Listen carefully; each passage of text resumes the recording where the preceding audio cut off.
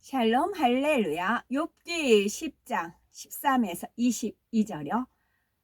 그러한데 주께서 이것들을 마음에 품으셨나이다. 이 뜻이 주께 있는 줄을 내가 아나이다. 내가 범죄하면 주께서 나를 죄인으로 인정하시고 내 죄악을 사하지 아니하시나이다.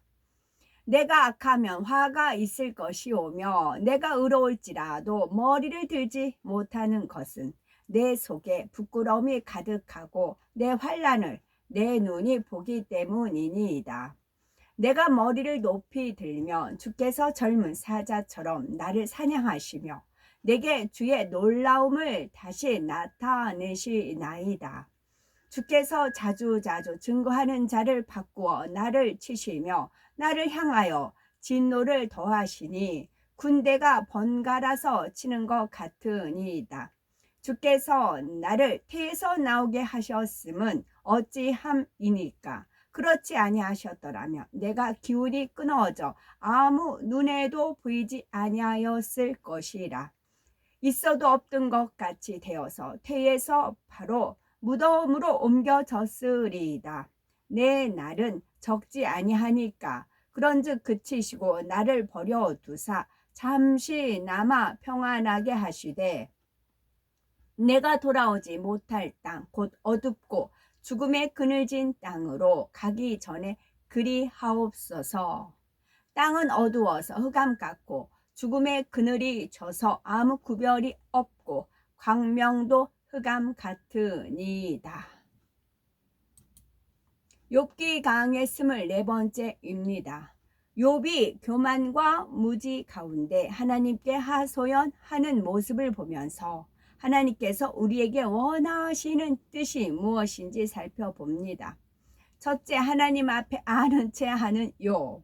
욥기 10장 13에 그러한데 주께서 이것들을 마음에 품으셨나이다. 이 뜻이 주께 있은 줄을 내가 아나이다. 내가 범죄하면 내 죄악을 사유치 아니하시나이다. 이는 12절에 생명과 은혜를 내게 주시고 권고하심으로 내 영을 지키셨나이다 한 말에 이어지는 말입니다. 하나님께서 내게 생명을 주시고 복도 주시며 내 마음과 생각을 주관하여 하나님을 경외하며 선을 쫓게 하셨습니다. 그런데 그렇게 은혜를 베푸실 때 저에게 환난을 내릴 것을 미리 계획해 놓으셨음을 이제 알겠습니다 하고 판단하고 있습니다. 욥은 이 뜻이 주께 있는 줄을 안다면서 또다시 아는 체하고 있습니다. 이처럼 스스로 안다고 하는 자체가 무서운 교만임을 알아야 하지요. 하나님을 밝히 알아서 그 뜻대로 행한다면 축복이지만 욥처럼 알지 못하면서도 스스로 안다고 생각하며 도리어 하나님의 뜻에 위배되는 행동을 하기 때문입니다. 잠언 16장 18절에 교만은 패망의 선봉이요 거만한 마음은 넘어짐의 앞잡이니라 말씀합니다. 이처럼 교만은 인생을 망하게 하는 선봉이라는 사실을 깨달아 항상 겸손한 마음이 되어야 되겠죠. 욥이 말한 대로 내가 범죄하면 하나님이 나를 죄인으로 인정하신다는 것은 진리입니다. 하지만 죄를 지은 사람이 중심에서 회개하면 용서해 주십니다. 그러니 욥이 내 죄악을 사유치 아니하시나이다 라고 한 것은 옳지 않은 말입니다. 욥은 마치 한번 범죄하면 용서받지 못하는 것처럼 말하고 있기 때문입니다. 하나님은 우리가 죄를 회개하고 돌이키면 동의서에서 먼 것 같이 용서해 주시며 기억하지도 않으신다고 약속하셨습니다. 또한 오라 우리가 서로 변론하자 너희 죄가 주홍 같을지라도 눈과 같이 희어질 것이요 진홍같이 붉을지라도 양털같이 되리라 말씀하셨지요. 이처럼 우리 하나님은 한없는 긍휼과 용서를 베푸시는 사랑의 하나님이십니다. 단 반드시 우리가 죄에서 돌이켜 빛 가운데 행할 때 주님의 보혈로 재씻음 받는다는 사실을 명심해야 합니다. 욥기 10장 15절 내가 악하면 화가 있을 것이오며 내가 의로울지라도 머리를 들지 못하올 것은 내 속에 부끄러움이 가득하고 내 환난을 목도함이니이다. 여기서 내가 악하면 화가 있을 것이라고 했는데 이는 당연한 말입니다. 성경을 보면 온 백성을 우상 숭배에 빠지게 만든 북이스라엘의 아합 왕, 선한 다윗을 시기하여 끊임없이 쫓아다니며 죽이려 한 사울 왕, 스승인 예수님을 은30에 팔아넘긴 가룟 유다 등 악한 사람의 결말은 하나같이 비참했습니다. 혹 악한 사람이 잠시 흥하는 것처럼 보일 때도 있지만 결국은 하나님의 공의로 법대로 심판을 받게 됩니다. 욥은 자신이 생각하기에 의롭고 선한 사람이고 시험이 오기 전까지는 많은 사람들로부터 존경받는 지도자로서 부와 명예를 누렸습니다. 그런데 한순간에 모든 것을 잃고 심한 악창으로 고통받고 있는데 친구들조차 욥을 정죄하며 멸시천대하는 현실이 심히도 부끄럽다는 것입니다. 세상 사람들 중에도 사업에 성공하여 떵떵거리며 살아가던 사람이 하루아침에 망하고 병까지 들면 얼마나 부끄러워합니까? 그러나 하나님을 믿는 성도라면 비록 이런 상황 속에 처해 있을지라도 그가 하나님 앞에 떳떳하다면 사람에게도 부끄러울 것이 없습니다. 계명을 지키는 사람은 하나님 앞에 담대하게 구하여 응답받을 수가 있는 것이지요. 그러니 어려움이 있다고 숨고 괴로워하는 것이 아니라 기쁨과 감사의 제사를 드릴 수가 있지요. 결국 전보다 더 큰 축복을 받게 됩니다. 두 번째, 사자처럼 무자비한 하나님이라고 원망하는 욥이지요. 욥기 10장 16절에 내가 머리를 높이 들면 주께서 사자처럼 나를 사냥하시며 내게 주위의 기이한 능력을 다시 나타내시나이다. 주께서 자주자주 증거하는 자를 갈마들여 군대가 갈마들여 치는 것 같으니이다. 내가 머리를 높이 든다는 것은 영적으로는 교만을 의미합니다. 물론 여기서 욥이 자신을 교만하다는 의미로 말한 것은 아닙니다. 자신이 좀 아는 체하고 옳다고 주장하고 따지면 하나님께서 사자처럼 자신을 사냥하신다는 의미로 말한 것이지요. 욥은 어이없게도 하나님을 사나운 사자에 비유하고 있습니다.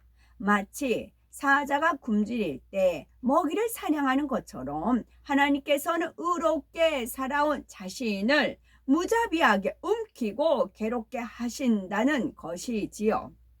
또 주께서 기이한 능력을 다시 나타내신다 했는데 욥이 옳다고 따지면 하나님을 대적할 때마다 하나님의 기이한 능력으로 고통을 더하신다는 것입니다. 마치 사자가 사냥당하는 것처럼 온몸에 악창으로 심한 피고름이 나오고 몸이 더욱 고통스러워지더라는 것입니다. 만일 시험 환난이 왔다면 회개 거리를 찾아야 하는데 그렇지 않고 합당치 않은 말을 쏟아내며 악을 바랄수록 더욱 공고해집니다. 예를 들어 하나님께서는 원수도 사랑하라 말씀하셨는데 더구나 원수도 아닌 사람을 믿음의 형제를 미워하고 서로 다툰다면 내 안에 성령께서 탄식하시니 공고해질 수밖에 없지요. 잠언 16장 7절에 사람의 행위가 여호와를 기쁘시게 하면 그 사람의 원수라도 그로 더불어 화목하게 하시느니라 하셨으니 설령 애매히 괴롭히고 힘들게 하는 사람이 있다 해도 선으로 이길 수 있어야 합니다. 우리가 온전히 하나님의 뜻을 쫓을 때 하나님께서 역사하시고 원수 마귀가 물러간다는 사실을 명심해야 하겠습니다. 명심이 맑을명 마음심. 우리 마음이 맑으면 이런 거를 볼 수가 있어요. 명심. 욥은 능력이 하나님 앞에 두려움과 떨림 가운데서도 여전히 원망하고 있습니다. 오늘날도 진리를 모르는 사람들은 두려움도 없이 하나님을 대적합니다. 환난이 왔을 때 낙심하고 원망하는 것이 아니라 기도하고 감사하면 하나님께서는 우리를 모든 어려움에서 건져내시고 구원해 주신다 말씀하셨지요. 우리가 이러한 말씀에 순종하여 하나님의 뜻을 좇으면 하나님께서 역사해 주심으로 얽히고 설킨 문제가 해결될 수가 있습니다. 그러나 오히려 하나님을 원망하고 오해를 한다면 하나님께서 도와주실 수가 없습니다. 반대로 선으로 하나님을 기쁘시게 한다면 하나님께서는 그 기쁨을 이기지 못하시고 마음껏 축복해 주시는 분이시지요. 이제 하나님을 오해하고 원망하고 있어요. 근데 하나님 도와주고 싶어도 원수마귀 사단이 송사를 걸어요. 하나님 공의에 어긋나십니다. 하나님이 정하신 공인데 하나님이 안 지키면 됩니까? 그렇게 되는 거지요. 그러나 반대로 자기가 그 사람을 해코지했어요. 그런데 선으로 하나님을 기쁘시게 하고 그래요. 그러면은 하나님의 축복을 줘도 원수마귀 사단이 방해를 못해요. 송사를 못해요. 그래서 우리의 이 말 한마디 한마디가 엄청 중요합니다. 하나님을 오해하고 원망하지 말고 반대로 선으로 하나님을 기쁘시게 한다면 하나님께서는 그 기쁨을 이기지 못하시고 마음껏 축복해 주시는 분이십니다. 주께서 자주 증거하는 자란 하나님이 부르시는 사자들을 의미하죠. 또한 갈마들다 라는 말은 서로 번갈아 들다 라는 뜻이죠. 즉 하나님께서 부리는 사자들을 번갈아 보내서 자신을 치고 계시다는 것입니다. 마치 잘 훈련된 군대가 번갈아 공격해 오는 것처럼 욥이라는 목표물을 향해서 무섭게 진노를 퍼붓고 계시다는 말이지요. 욥기 10장 18절에 주께서 나를 태에서 나오게 하셨음은 어찌 미니까 그렇지 아니하였다면 내가 기운이 끊어져 아무 눈에도 보이지 아니하였을 것이라. 욥은 하나님께서 자신을 태에서 나오게 하셨다고 오해하고 있습니다. 하나님께서는 섭리 가운데 인간에게 생명을 잉태할 수 있는 근본의 씨를 주셨지만 자식을 낳지 않고는 부모의 의지에 달린 것입니다. 하나님께서 태중에서 누구는 살고 누구는 죽도록 일일이 간섭하지는 않으시지요. 하나님은 인생의 모든 생사화복을 영계의 법칙 안에서 주관하시는 분이십니다. 그런데 결혼이나 사업, 가정 문제 등 매사의 일이 잘못되면 하나님을 원망하는 경우가 있습니다. 자신의 허물로 인해서 연단받고 있는데 하나님이 나를 치셨다라고 말하는 경우도 있지요. 우리는 어떤 문제가 생긴다면 반드시 말씀 안에서 그 원인을 찾아야 합니다. 신명기 28장을 보면 하나님의 말씀을 삼가 듣고 그 모든 명령을 지켜 행하면 세계 모든 민족 위에 뛰어나게 하시고 모든 복이 임하게 하신다고 했습니다. 반대로 하나님 말씀에 순종하지 않고 그 모든 명령과 규례를 지켜 행하지 아니하면 저주가 임하게 된다고 하셨지요. 그러니 만일 어떤 재앙이나 저주가 임했다면 자신의 잘못으로 인해서 사단의 송사를 받아 자초한 결과임을 알아야 합니다. 이때 하나님 앞에 무엇이 담이 되었는지 기도하면서 찾아서 회개해야 문제가 해결되는 것입니다. 세 번째, 내세에 대해서 알지 못하는 욥의 하소연. 욥기 10장 20절에 내 날은 적지 아니하니까 그런즉 그치시고 22절 내가 돌아오지 못할 땅 곧 어둡고 죽음에 그늘진 땅으로 가기 전에 그리하옵소서. 욥은 하나님 나는 나이도 많고 죽을 날이 멀지 않았으니 제발 이 땅에 살아가는 잠시 동안 행복하게 살게 해주세요. 내가 죽어서 가게 될 땅은 어둡고 침침하며 소망이 없는 곳이니 그곳에 들어가기 전에 나 좀 고통받지 않고 살다가 죽게 해주세요. 나를 좀 내버려 두세요. 이렇게 하소연하고 있지요.